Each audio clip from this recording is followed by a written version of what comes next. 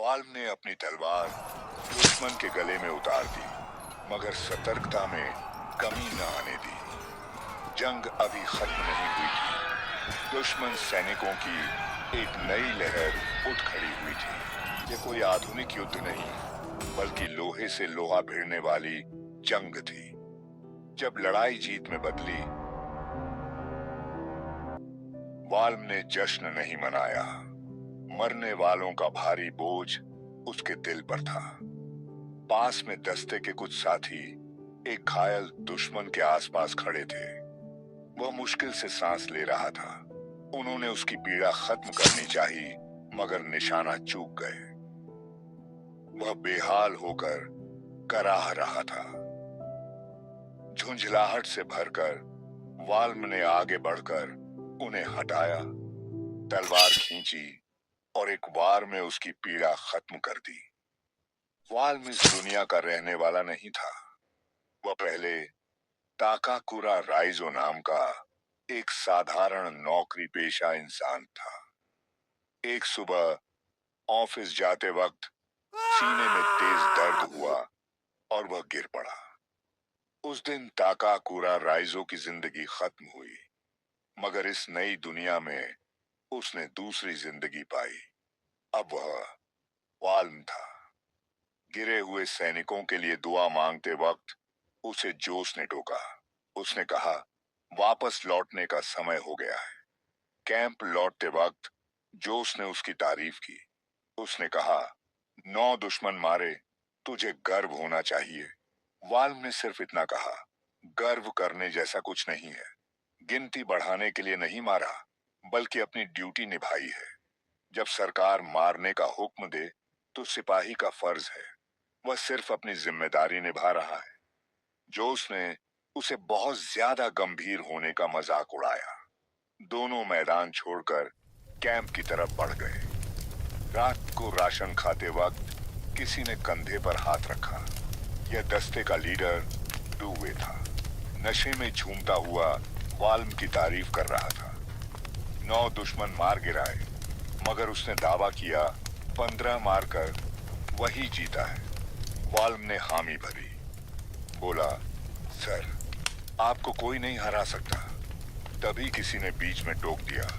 बोला, डूवे सर की जीत की वजह उनकी स्किल है। जादू तो एक चीज है, मगर स्किल तो जबरदस्त चीज है। जोश ने नए रंगरूटो बारिटो और नूर से मिलवाया। बारिटो ने कहा, स्किल कोई धोखा नहीं, अपनी मेहनत की कमाई है। डुए और बारिटो में बहस छिड़ गई। नूर ने पूछा, क्या सच में सर की स्किल किसी भी कवच को चीर सकती है? डुए ने सीना तान कर कहा, हाँ बिल्कुल। वाल्म और जोश जादू और स्किल पर बातें करने लगे। जोश ने कहा, डुए सर, कोई मजाक नहीं है। वह अकेले युद्ध का रुख पलट सकते हैं। उसने माना, वह भी स्किल पाना चाहता है। स्किल से अमीर बना जा सकता है। फिर उसने वाल्म से पूछा, मुफ्त में मिले तो क्या चुनेगा, जादू या स्किल? वाल्म ने घूंट भरकर कहा, मुफ्त में मिले तो जादू चुनूंगा। दोनों ने दस्ते के जादूगर की तरफ देखा। वाल्म ने कहा, जादू तो सपनों की चीज है। जोश ने मुस्कुराकर डुए को आवाज लगाई। बोला, सर, वाल्म को अब सपने आने लगे हैं। डुवे ने हैरान होकर पूछा, सिर में तो चोट नहीं लगी? यह वाल्म तो बदल गया है। वाल्म ने आंखें बंद कर ली और बातें अनसुनी कर दी। रात को डुवे गंभीर हो गया।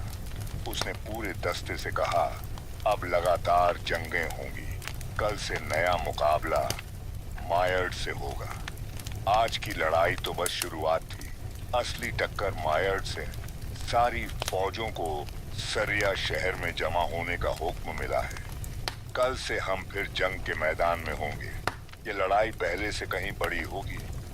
डुवे ने सबको तैयार रहने को कहा।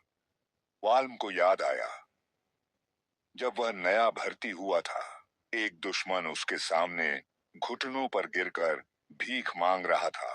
वह हिचकिचा गया था। तभी पीछे से दूसरा दुश्मन झपटा। डुवे और जोश ने उसे बचाया था। उन्होंने चिल्लाकर कहा था, यह सपने देखने का वक्त नहीं है। वही आवाज अब फिर कह रही थी, सपनों में मत खो जाना। सरिया शहर पहुंच गए थे। सड़कों से गुजरते वक्त डूवे ने कहा, बस कल तक इंतजार है। जोश ने साथ में पीने का ऑफर दिया। रास्ते में एक कमजोर युवती सड़क पर खड़ी थी। वह खुद को बेच रही थी। भिखारी और वेश्याएं सड़कों पर भरे थे। जोश ने सावधान रहने को कहा। उस युवती ने वाल्म को बांह पकड़ लिया। वह रुक गया। उसने खुद को पेश किया। वाल्म ने मना कर दिया। उसकी आंखों में निराशा थी। वाल्म ने अपनी थैली से कुछ पैसे निकाले और उसे दिए। बोला, खाना खरीद लेना। युवती की आंखें भर आईं। उसने शुक्रिया कहा और गली में भाग गई। जोश ने कहा, ऐसे मत दिया करो।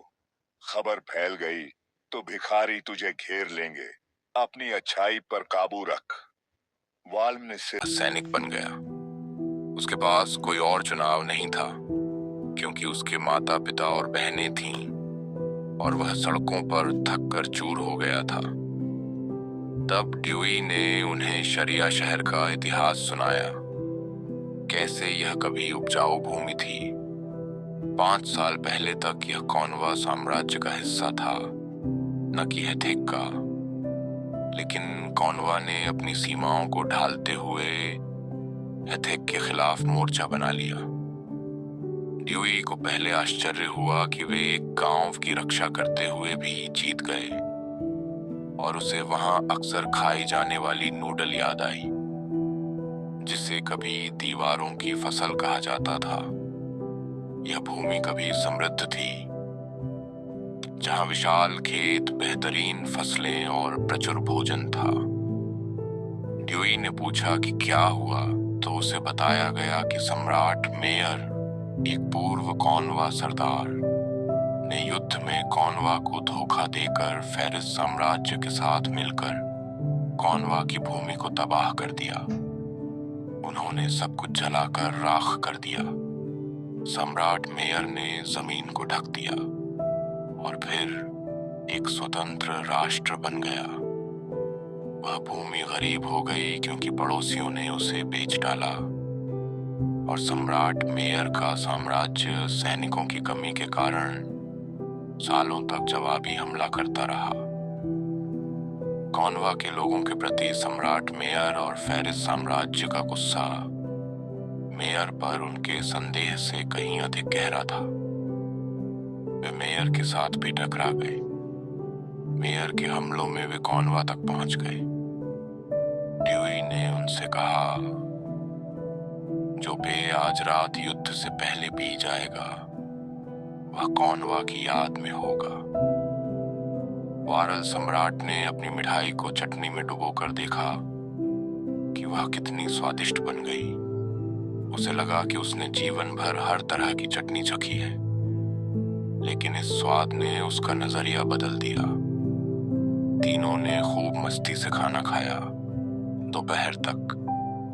फिर वारल सम्राट ने खाने के दौरान माफी मांगते हुए कहा कि वह हमेशा युद्ध से पहले ऐसा करता है, बाहर छत के नीचे।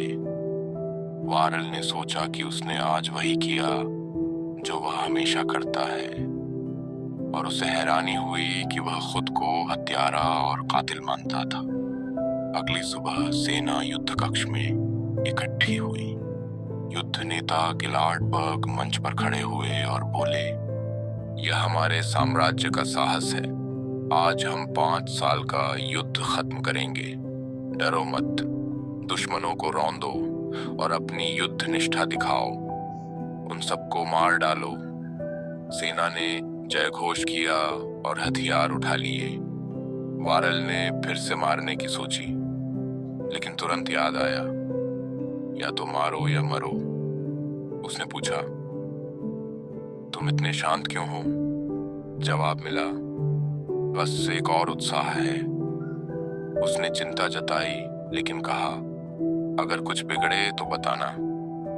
सेना ने शरिया शहर छोड़ा और 3 बड़ी सेनाओं में बांट गई। मेयर के इलाके के सभी रास्ते कब्जे में लिए गए, खासकर 3000 सैनिकों वाला विशाल किला जो 3000 सड़कों की रखवाली करता था। ड्यूई का दस्ता वहां तैनात हुआ, जो शरिया का सबसे अहम किला था। ड्यूई ने सबको इकट्ठा कर निर्देश दिए। वॉरेल एक पेड़ पर चढ़कर शराब पी रहा था। तभी होजे ने बैरेटो की गेंद पकड़कर तनाव कम किया और नूर के पास बढ़ा। वॉरेल ने आगे बढ़कर चेतावनी दी, मैं औरतों पर कोई जुल्म बर्दाश्त नहीं करूंगा। होजे ने नए सैनिकों से कहा, यह तुम्हारी पहली असली किले की लड़ाई होगी। तुम सबसे आगे रहोगे और नए लोग हाथापाई में आसानी से मर जाते हैं, लेकिन अगर कोई दुश्मन आया तो वॉर्म उसे संभाल लेगा। वह एक विशेषज्ञ है, एक भी भाव से हजारों को मार सकता है। वॉर्म ने कहा, मुझे योद्धा मत समझो। लेकिन वह नए लोगों को मरते देखना भी नहीं चाहता था। नूर ने तनाव में भी वॉर्म पर भरोसा कर लिया। फिर युद्ध की आवाजें आईं। ड्यूई ने वॉर्म की पीठ थपथपाकर हौसला बढ़ाया। सैनिक किले की सीढ़ियों पर दौड़े। एक सैनिक ने इतना बड़ा हथौड़ा उठा रखा था कि कई लोग ढक सके। दुश्मनों ने गोलियां दागी। एक गोली बाकियों से ज्यादा तेज थी, जो एक सैनिक के सिर पर जा लगी। ड्यूई ने चेताया, दुश्मन के पास कुशल निशानेबाज है। वॉर्म ने नूर से कहा, हथौड़े के पास रहना अगर जीना है तो। सैनिक सीढ़ियों के पास पहुंचे तो दुश्मनों ने तरह तरह के जादू से उन पर गोलियां बरसानी शुरू कर दी। वॉर्म ने एक चुटकुला सुनाकर माहौल हल्का किया। हैरत की बात यह कि वह चुटकुला कारगर साबित हुआ। ड्यूई गुस्से में पत्थर उछालकर निशानेबाज के सिर पर लगा और फिर चिल्लाया, सब सीढ़ियां तेजी से पार करो।